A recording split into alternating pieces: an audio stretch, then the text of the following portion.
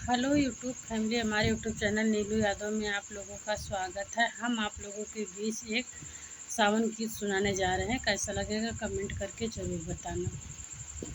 भरी आई गंगा उमड़ी आई यमुना, कैसे जाबो धना नाई हरवाना।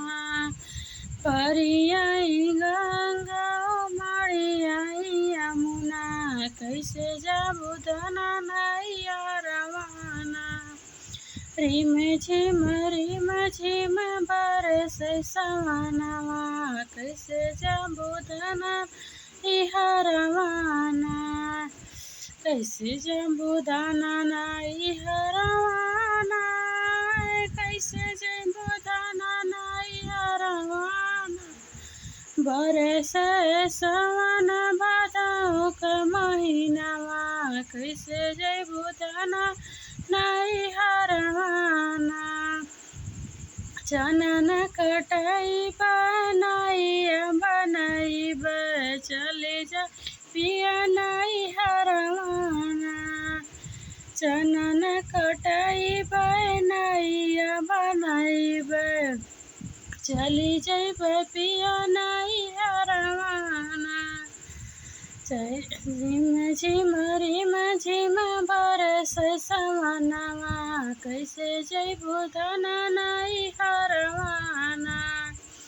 भरी आई गंगा उमड़ी आई यमुना, कैसे जाइबो धना नाई हरवाना। चनन कटाई बनाई अपनाइब, चले जाए पिया नाई हरवाना। हाथ जोड़ब गंगा पाँव पड़ब यमुना, चले जाइब पिया नाई हरवाना। हाथ जोड़ब गंगा पाँव पड़ब यमुना, चले जाइब हम नाई हरवाना।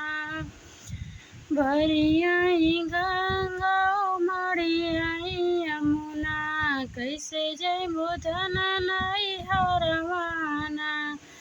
भेजी जइहे तुहरी थानी रंग चुनरिया, हंसिया उड़ैया सब सखियाना। भेजी जइहे तुहरी थानी रंग चुनरिया, सखिया हंसिया उड़ैया सब सखियाना। कैसा लगेगा कमेंट करके ज़रूर बताना मेरे गाना।